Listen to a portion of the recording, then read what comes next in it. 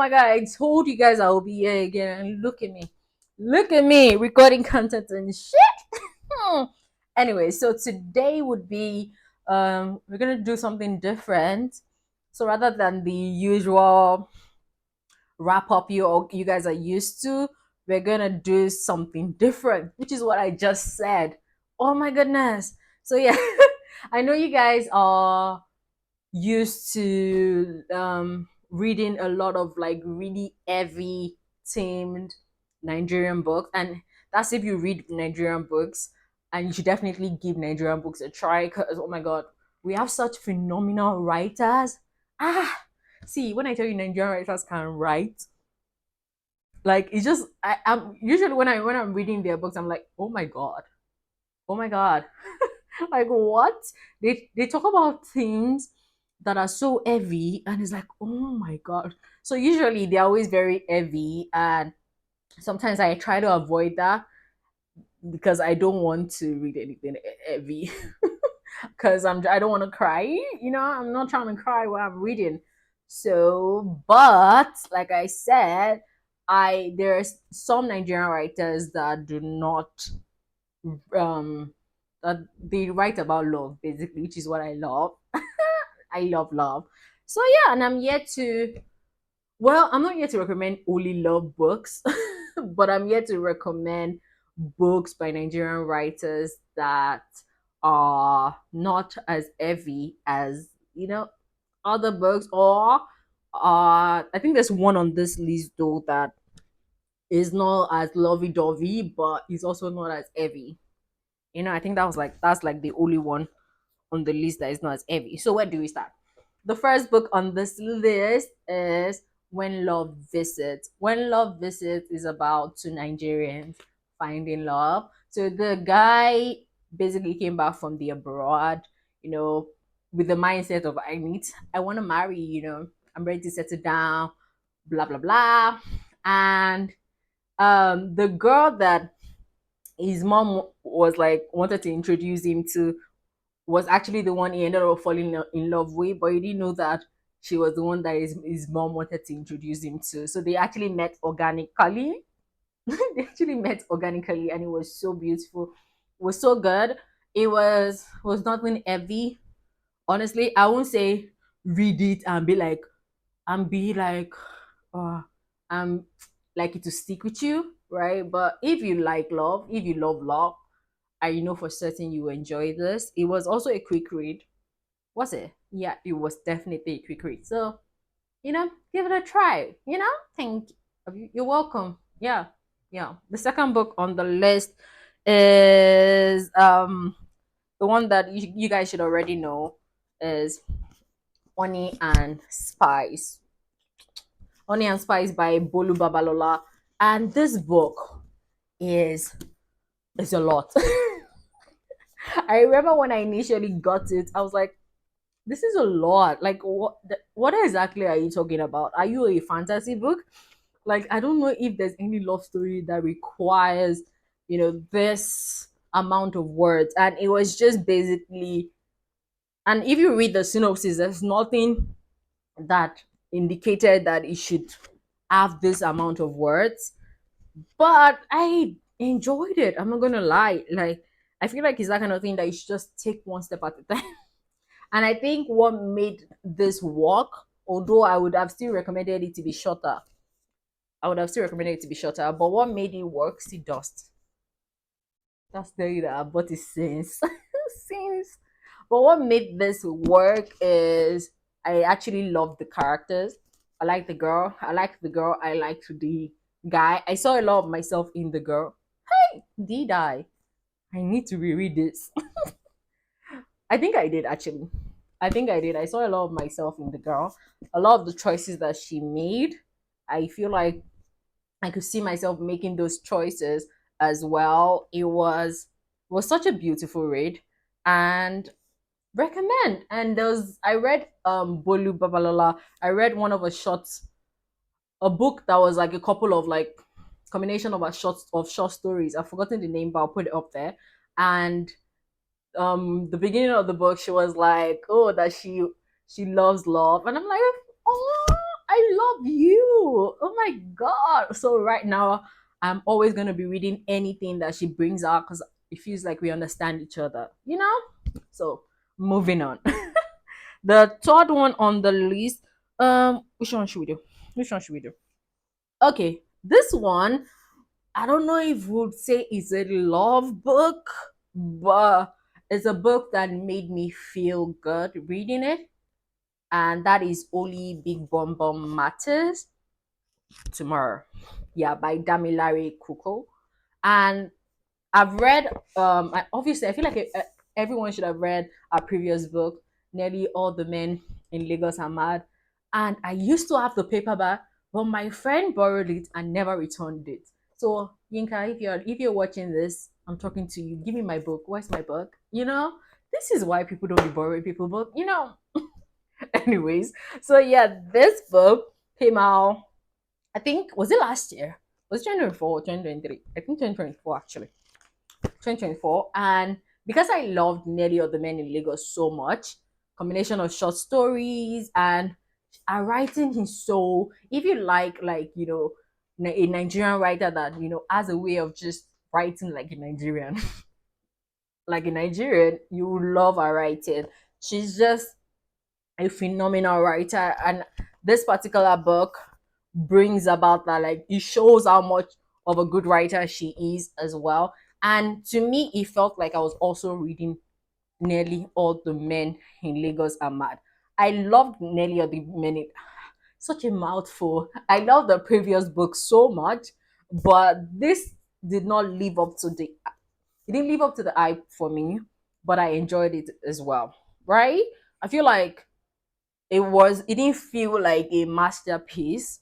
Nearly All the Men in Lagos, I feel like I need to stop saying that. Felt it, and that was like I feel like that was the first time I read a book like that, and it just took me off guard in a good way. All those short stories felt, in a way, I don't want to say it felt finished, or it felt fleshed out enough. I felt like I was watching like different episode of Black Mirror. That's how much I liked it. It was so good. So this is supposed to be like different from Nelly or the Men in Lagos and Mad. It's supposed to be like a full story rather than like a combination of like short stories. But unfortunately, it did not read like that. It felt like I was reading a combination of short stories. And I feel like that might be a strength. A strength might be in writing short stories. And I'm thinking that I think she should stick with that.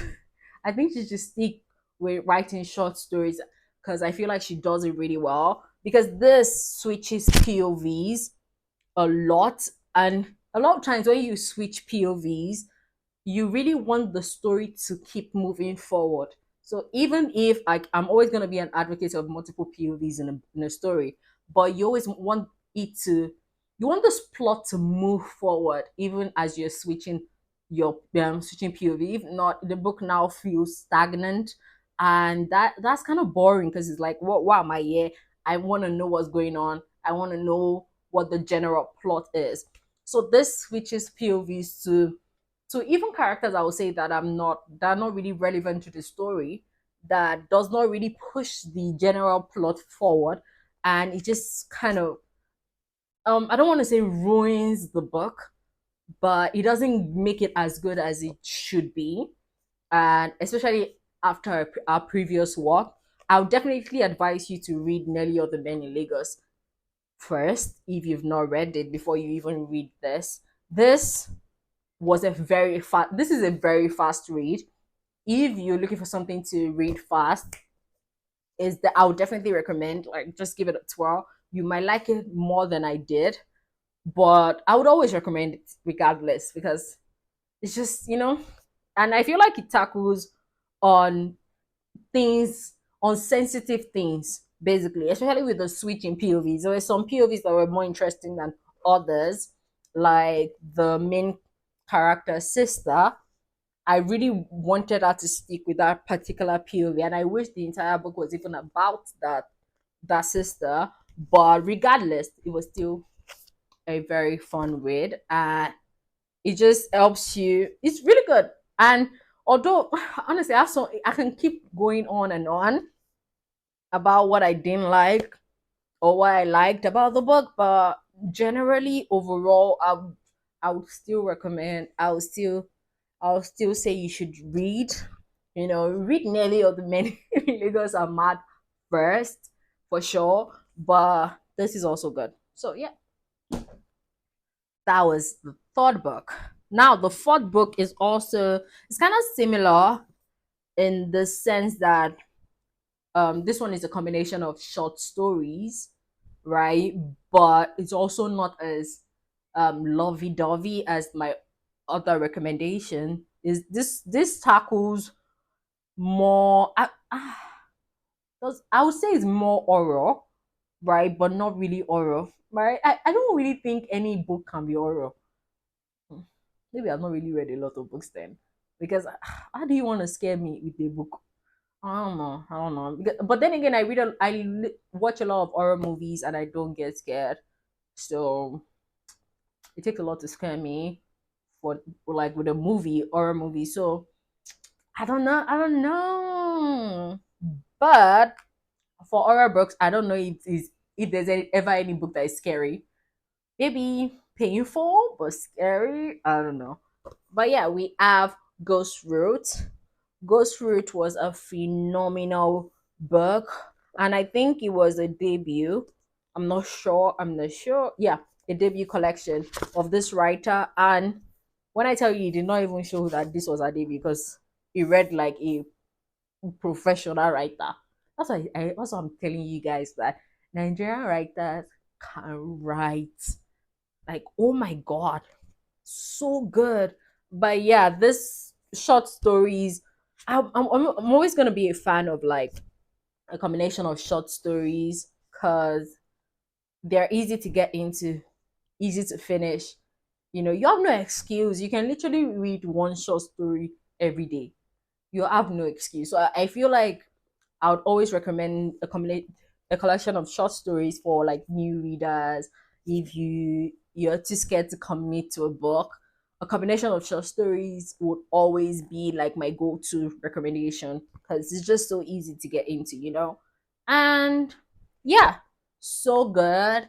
The all the stories felt like they felt beautiful. It felt like I need this to be turned into a Nigerian kind of, should I say, how am I way just saying, oh, American horror story, but now Nigerian horror story.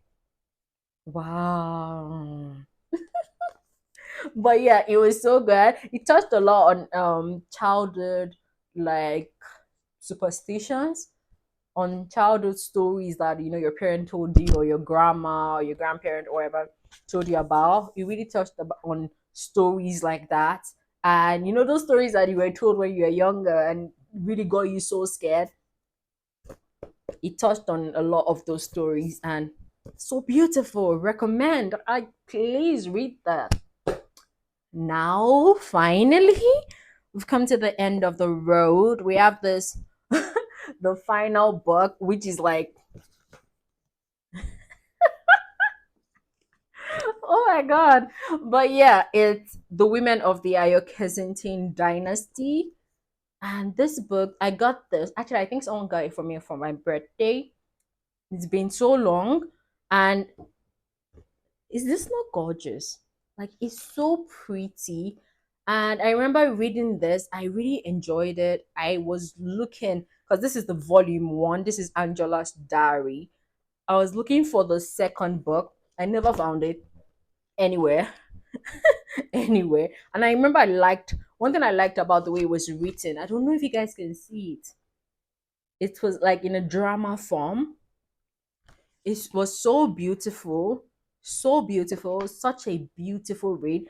And I almost gave up, or I already gave up on the story until Rovin I said that the author is about to like relaunch the three books in the series and like relaunch the first book. So this she relaunched it as this the Lucky Bride. So she relaunched it as the Lagos Love Journals. So we have the Lucky Bride, we have the Ikoyi Princess, and we have the Meet the Duchess. And this book, this series, should I say it pissed me off? But then again, it made me remember or realize how much I don't like. I don't really like soap operas. I don't really like misunderstanding. I don't really like. Sorry, I don't really like over dramatization of things. I think that's a lie because I watch a lot of K dramas and I watch a lot of Telemundo. What am I even saying? So baby, let's just scrap that and know that that was just lying. But yeah, the Lucky Bride. This is about a girl, duh, that basically married into the Kensington dynasty, the Kensington family. They're like the well-known Lecky family, very rich, but she does not come from a rich home. I don't want to spoil anything, but she doesn't come from a rich home, and from being a secretary, she became his wife. Because she got pregnant. Am I supposed to say all this? Is it a spoiler? It's not a spoiler. She's literally telling you a story. She's telling you a story because it started at a point where she's already married to the guy, but she doesn't feel fulfilled. More or less, she doesn't like the guy's mother, right? Because the guy's mother is just, this all this uptight mother-in-laws that would just talk about the worst kind of mother-in-law. This is the woman, and she just stressed her life. And so this book is basically a diary, right? But compared to the way it was written in that previous launch, this she wrote like a normal book, like a normal format, right? And I I reread it, and she didn't really change a lot. She didn't change a lot. She just changed the writing style, and it was still good. It still left a very like, oh my god, love that. That was good. The Koi Princess was also good. This is following a different girl in the Ayoke Sintin family. Is that their name, Ayoke Sintin or the Kensington? I'm not even sure. I think it's Ayo Kensington, or is it the Kensington? Whatever. To be honest, whatever. Yeah, this one is for. I don't want to tell you who is following because I feel like it will spoil the first book, but it's following a different person, a different girl in Dynasty, right? While the Meet the Duchess is following the mother-in-law. And by far the worst in the series for me was the Ikoyi princess, because the girl annoyed me. She annoyed me so much. I could not understand a lot of her decisions. I'm like, please, girl. I just couldn't, I could not sympathize with her. I could not. I just couldn't. I didn't like the romance in it. Mind you, there's romance in everything, kind of, but there's more romance in the Lucky Bride than in the Meet the Duchess, right? The Korean Princess too has romance. If you like the kind of I hated their couple. I hated the couple. Yeah, I just did not like them. I wasn't rooting for them at all. Even from the very first time in Meta, I wasn't rooting for them as a couple. And I think one thing I don't like about my enemies to lovers, right? I don't like insults, which is why I don't really like enemies to lovers. Like, you would have to do that enemies to lovers that the guy is actually obsessed with the girl and the girl does not know, you would have to just do it like, the maddest obsession. I don't know if you guys have read that series. That's the only one in that series that I liked. If you can do it like that, then okay, then I can get behind it. But if not, I don't really like enemies to lovers like that. Because I don't like when you're insulting and that is supposed to be romantic. Am I supposed to be rooting for them? I don't know. Or maybe because this also is not in a fantasy world and it rings too close to, reality. So it's so hard to like make excuses for the guy, right? Or you have to read it regardless. if you want to get into the Meet the Duchess. So yeah, it's not that bad. You might like them as a couple. You might, but they were not my cup of tea. And the Meet the Duchess, this is more. You can see it's actually the shortest. This is more of like our telling you our story.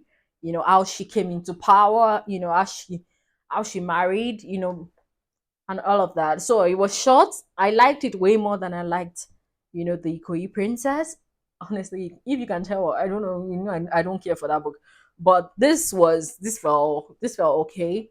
This felt okay. We could understand a little bit why the mother-in-law was the way she was and why she was behaving the way she was behaving. You know, it did not really justify a lot of her behavior because a lot of her behavior was like, are you not doing too much? But you know, I'm not in that world, so what do I know? But it was good. It was straight to the point. The romance also was okay. I feel like I was rooting for them as a couple way more than I was rooting for the other one. I feel like I keep saying it, and you get my point. But yeah, please, if you have more recommendations for me, don't hesitate to leave in the comment more Nigerian like recommendation. I love a good love book. Please, love. Don't recommend a book that is the about women suffering. Please, I reality is already showing that I don't want to read that. Please, thank you. Okay, thank you so much. So don't forget to like, subscribe, comment, share. Thank you so much. I can't wait to see you guys next. Bye.